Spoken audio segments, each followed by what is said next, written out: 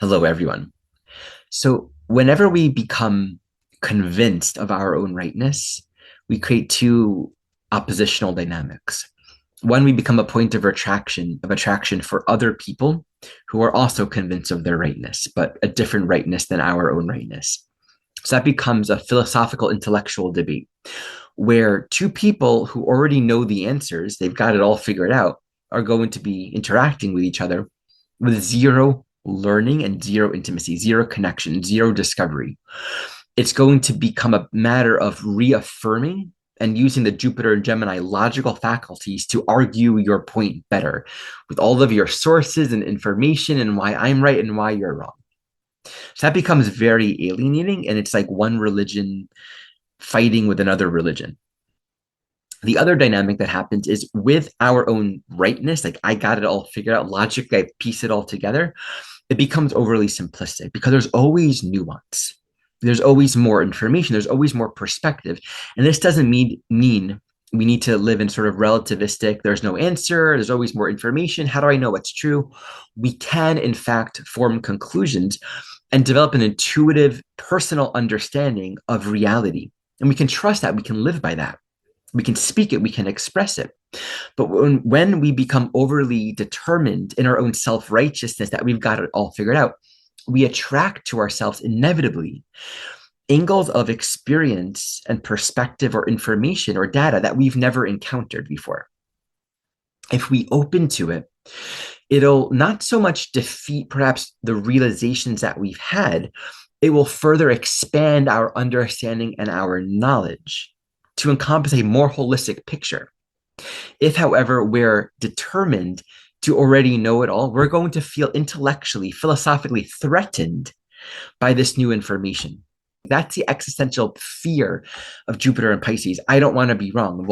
Once I've said it, once I've spoken these words, I'm now identified with it. I made a statement. I shared my opinion. I stated something as fact. And now that defines me. And if more information comes in, I can't take it in because that's going to push up against my identity. So this is what I'm seeing a lot with people. Now, interestingly, I've seen kind of two patterns that, right, doubling down on our own convictions and not learning. But then a lot of people that say, oh, I used to be pro this or that. I used to be really into this and went to rallies, but then I learned these things and now I'm this. Kind of moving from one polarity to another. This is actually a natural effect of human consciousness. Whenever we become very identified with any extreme, no extreme is the truth. Extreme by its very nature literally needs a side. The truth is here, not here. It's here, it's all of it, right? And I think it takes some sense of compassion and spaciousness on the inside to be able to learn, cultivate insight, and actually be able to say, yes, this is my truth. These are my personal realizations or insights and my perspective on what is happening. To be able to actually research and gather information, gather data, and form conclusions, while also holding a spaciousness to continue to learn and gather more insight and perspective on the whole journey. This is such an essential part of this transit. Pisces North Node with the square to Jupiter and Gemini will always kind of push us against a potential for cognitive dissonance, where either we're going to get totally confused into this relative, well, I don't know what's true and anything could be true, or just totally deceitful. I can make anything true. I can argue the most complete delusional argument and quote you the news media, the headlines, the pictures to make it appear as true. So I've been seeing this a lot with Gaza, with Israel and Palestine. It's very easy to sort of jump on a particular bandwagon of an opinion or perspective based on a part of the whole story. You can say, okay, well, look what Israel is doing. I'm pro Palestine. And that means, okay, whatever Hamas is doing, I support that. But who is Hamas, right? And so you may not know what Hamas is. See, right? And so it becomes nuanced. And I see a lot of people with complete ignorance of Hamas and what Hamas is doing to its own people and how they are undermining peace and how many Palestinian people do not support Hamas. That's just one example. Or you can say, Well, I support Israel's right to defend itself, but then not look more broadly at how Israel's blocking humanitarian aid. And then many examples where Israel has targeted and killed non-Hamas um, journalists. Now, you can argue with me and say that is misinformation. And that's the point here. We can go into, I can share any piece of information and say, well, that's misinformation. Hamas is actually not a terrorist group. Or that's misinformation. The IDF did not target innocent civilians that were just journalists. They were only targeting Hamas, maybe some accents. If that is true, what's the thing to do? Right? If we really want to learn, there needs to be some humility, a true willingness to do research. Now, in this day and age where there is a lot of information out there, we need to be discerning, Pisces, Virgo, not just believe the first thing that we read. How can we ever form a conclusion? We have to do our own research. When we do our own research, we're covering a topic from multiple angles. We're reading about it. So I'm going to just give one example. Why do I stand behind my own conclusion that the IDF has in fact targeted journalists, Palestinian journalists who are not terrorists, who are not Hamas? I've seen the claims. I've seen Israel debunk that in several cases, saying this person was affiliated with, Hamas, et cetera, et cetera. And so I Google them, I research, I look at this person's life. What did they stand for? What was their writing? I'm like, this person was not Hamas. How do I know? I read their writing. I looked at their affiliation. I got into actually investigating. Now, no investigation is ever complete. None. There's always more information. But there comes a point along the journey where you can intuitively make certain conclusions. We all do that. We don't perpetually stay in this open-ended mindset. The man Garcia, who was living in the States, I was recently listening to a couple of my own relatives talking about Garcia, and the question was, well, was he a terrorist? Was he a part of an El Salvadorian, gang? And one relative said, yeah, I listened to the news media came out, and apparently he actually was a part of a gang, so his deportation was completely justified. Okay, well, let's look into it. Let's actually research his life. Where did he come from? Why was he in the United States? Ends up, he was running from asylum. There were threats to his mother from a gang in El Salvador. He came here illegally, I think at 16. He was arrested at 19, I believe, or in 2019, not many years later. And he was given sort of some kind of status that basically says you're allowed to live here and work here illegally. So he then became, for the past 5-6 years or so, not a citizen of the States, but he was given legal permission from the courts. And he had to check in with ICE every year. Okay? This is to make sure he's not involving himself in anything illegal, that he can be trusted, right? He has no criminal record. That's the point. He has no criminal record, no proof or evidence that he has ever been criminally involved with any kind of mafia or mob or any kind of terrorist group. He has 3 kids and a wife. The Supreme Court ruled that he needs to be returned.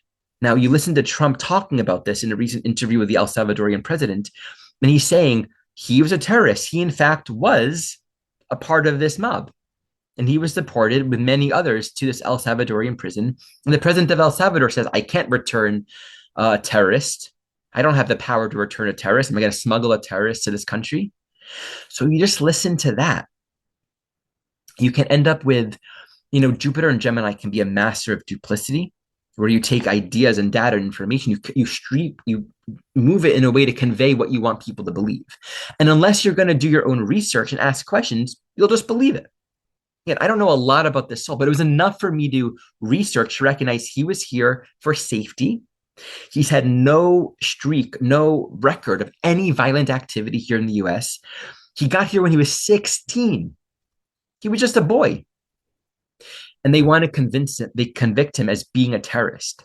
Now, even if he was, so you can say, okay, it's justified to just deport someone to El Salvador. What about due process? So we have to be very, very careful. especially in this day and age, especially here in the United States, but really many parts of the world. But in my Jupiter conclusion, we've already become a fascist country, and it's happening right now.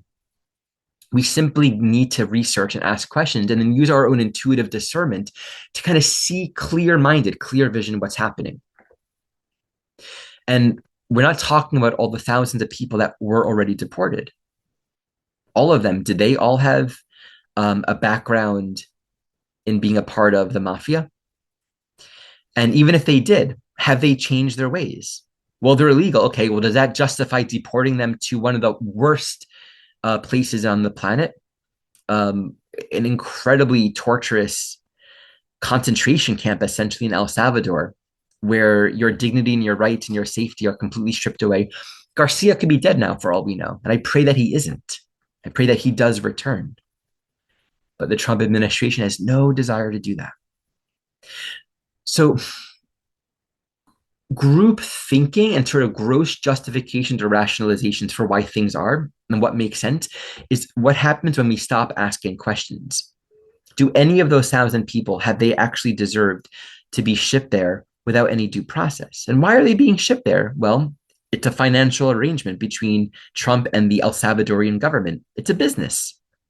The whole prison complex is a huge business, the privatized business complex. So, these are just some of the current examples where I think it's really important to slow down. We can find our truth and speak our truth. And there's a difference between, only those that don't know are going to get on their pedestals and belittle others, bully others, and try to prove their rightness. I recognize I don't know a lot, but I can still speak my truth and follow the curiosity. Like when I heard about Garcia and I felt this depth of pain, I'm like, well, let me find out about him before I start speaking. Is this a guy with a huge criminal record? And again, even if he was, I would still say there's something deeply unethical and misaligned with the whole deportation process in the first place, the way it's happening without any kind of due process and being taken to this El Salvadorian prison. And listen to Trump. He said this could even start happening to citizens. This is where he's trying to take the country. We need to be very clear-eyed. As always, as I've been saying recently, I have no qualms speaking to politics because you can't look at the astrology without looking at the current contextual reality of it. It's not about being a mundane astrologer, which is its own really cool path. I am speaking to the evolutionary process right now. So from an evolutionary perspective, there is a potential for evolutionary growth, Jupiter and Gemini, to evolve our insight and our knowledge through discerning thought. Pisces North Node is breaking up our need for control and conclusiveness and to actually open up to the learning journey. Wherever we don't exercise and develop our minds is where there's going to be atrophy and a sort of lack of critical thinking. So we can be easily Pisces, naive, duped, tricked to believe anything at all. So it requires a choice and an active discernment to want to know and to want to cultivate vision and clarity along this journey. Okay, that's all I have to share about this. If you appreciate these teachings and would like to learn how to read natal charts, how to look at the transits and develop these insights and perspectives in your own way, I highly recommend joining my training program. We're just a week into this program. We have our second Q&A this coming week, so the enrollment is still open for a little longer.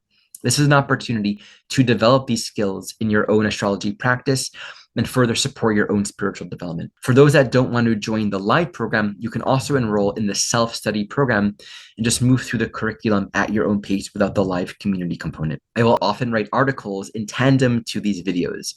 You can also book a consultation with me. All of this in the description below. Thank you so much for watching.